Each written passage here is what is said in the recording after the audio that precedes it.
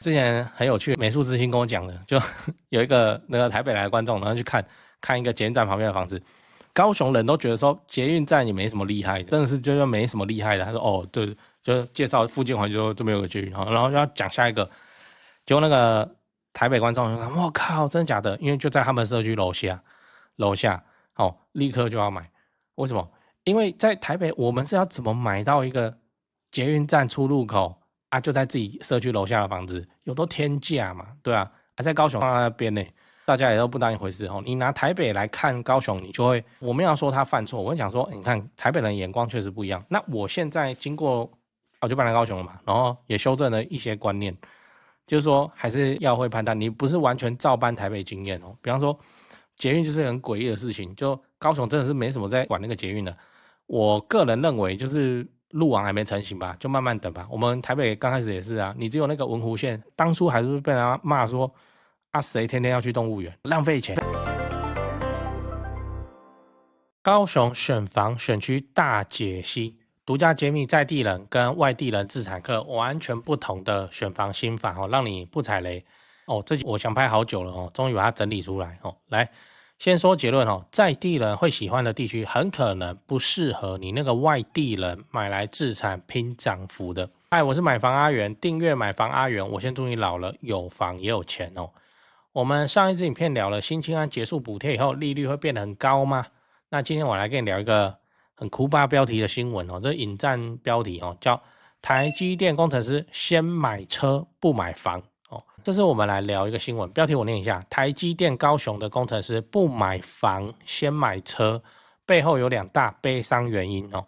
那内容是在说，就远坡说他一个朋友是高雄在地人，现在有幸跑去台积电上班，通勤要40分钟，所以这个朋友在领到薪水后，第一件事情不是去买男子的房子，而是先去买车通勤。这样好，那除了你要说啊，年轻人先享受或是什么的各种，就是要去骂这个看法以外，我注意到一件事情哦，就是说啊，你看这个新闻就怎样，就验证了我们在讲的，就高雄台积电工程师也没有要住男子啊，对，就没有啊，就没有啊。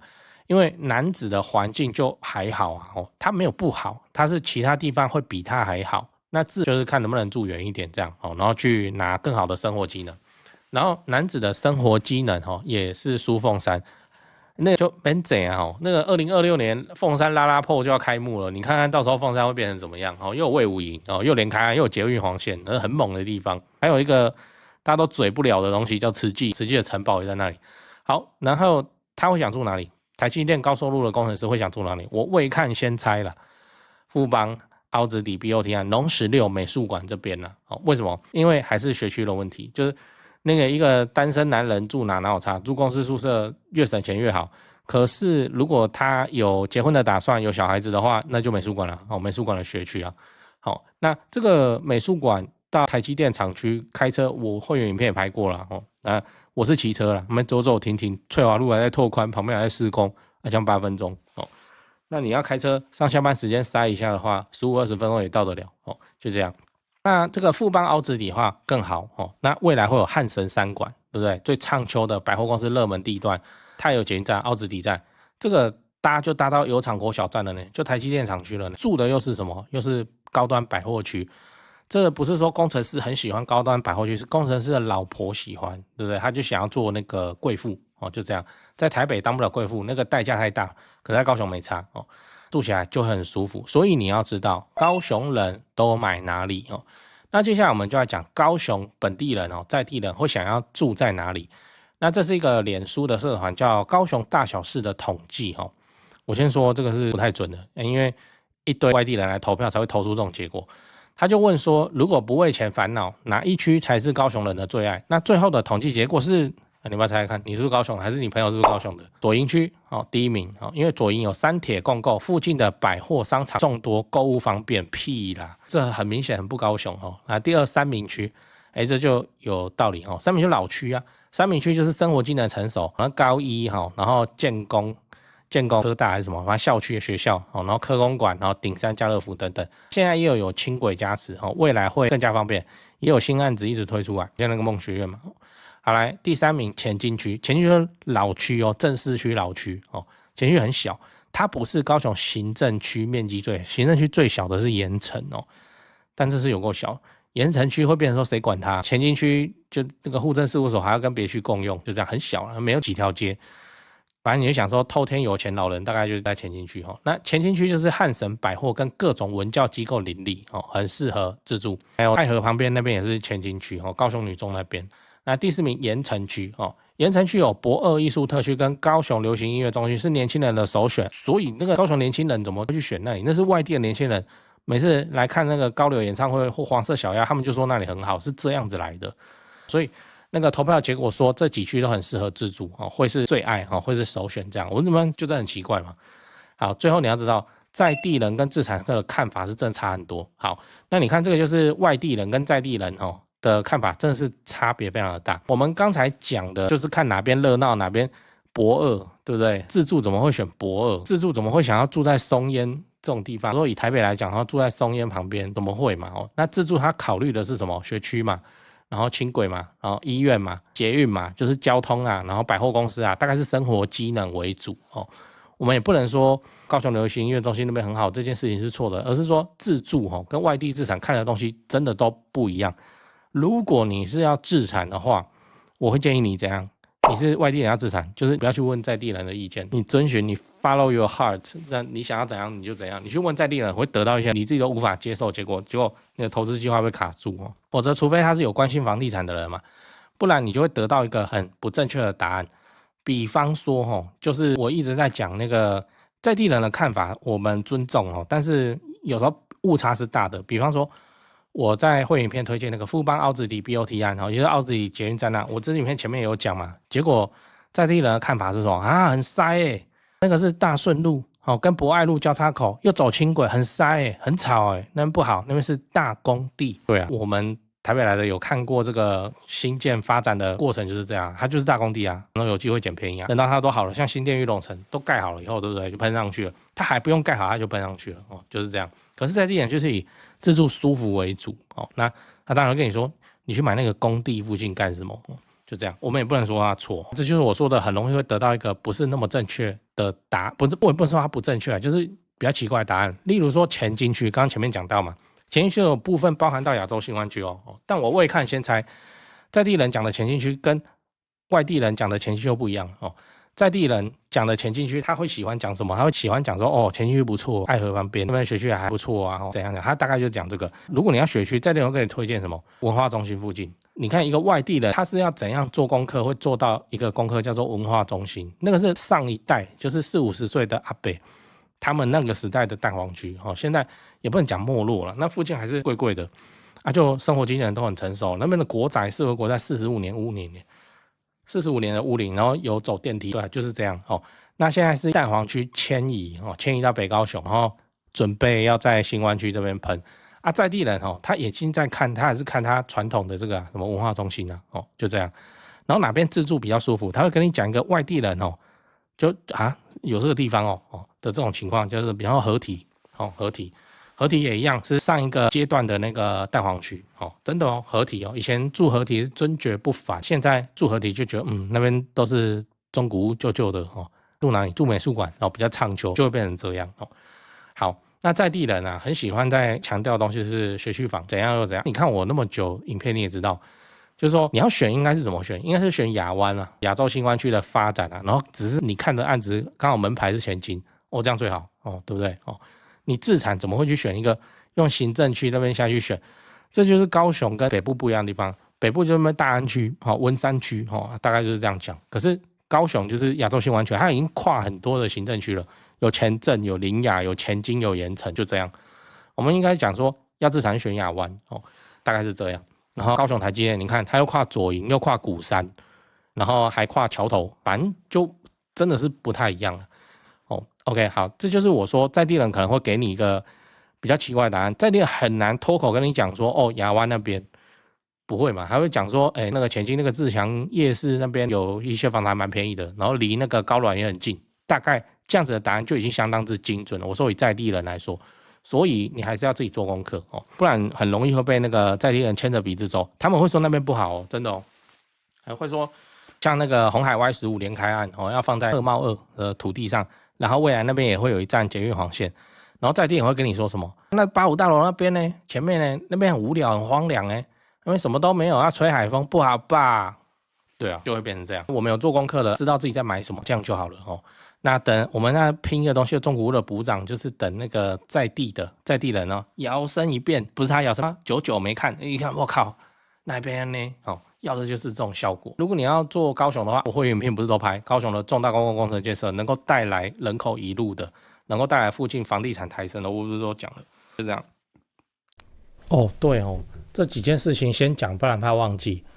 就现在不是房地产吹冷风嘛，哦，这已经是事实了。那我自己的观察是这样哦，跟你分享一下。先说台北哦，台北市、新北市。那台北目前依然持续在成交哦，那成交的行情没有特别的高，也没有特别的低，就行情这样。只是说现在的买方分布已经变成说50%是自住换屋哦，那50%是财富传承，投资客几乎都离开台北了。那我想这个也不赖嘛，就没有投资客在那边恶性炒作哦。那前面讲到那个50%自住换屋，自住换屋很重要的考量就是小朋友的学区哦，所以蛋黄依然非常坚挺哦。那50%的财富传承哦，那财富传承讲的就是也就天龙人嘛哦，有钱的天龙人，那通常都是怎样？长辈就是看生几个小孩，然后每个小孩一人帮他们买一间这样哦，要给小孩的这种属性，所以他那个也没有要投资，也没有要炒作啦，就是保值就好哦，财富传承哦。那你有钱，你要放在全台湾最顶尖的房地产市场哦，来自住换屋或是财富传承都可以哦啊。只是说现在成交在4500万以上，已经是目前的常态哦。我居然还有观众哦，去买超过1亿的大安区房子，然后他们说我台北前辈的团队服务是非常的顶级啊，他们的家族很满意这样。对，所以你要看那些财富传承用的房子或者好学区的房子哦，你就加我前辈的 LINE 小老鼠拜台北，小老鼠买台北这样。加了你就看到他的大头贴，那个是助理在顾的，那他们会不定期的 po 这些房子给你参考。OK 啊，那讲完台北讲高雄，高雄的情况是哦，也一样市场降温哦，那之前的乱买乱出价族群就不见了，我认为这样很好，因为这样子我们就可以专心瞄准重大建设，就比较不会有那外行乱出高价的乱，你知道？那自从我拍了会员影片哦，我会员影片不是说都会拍重大建设嘛？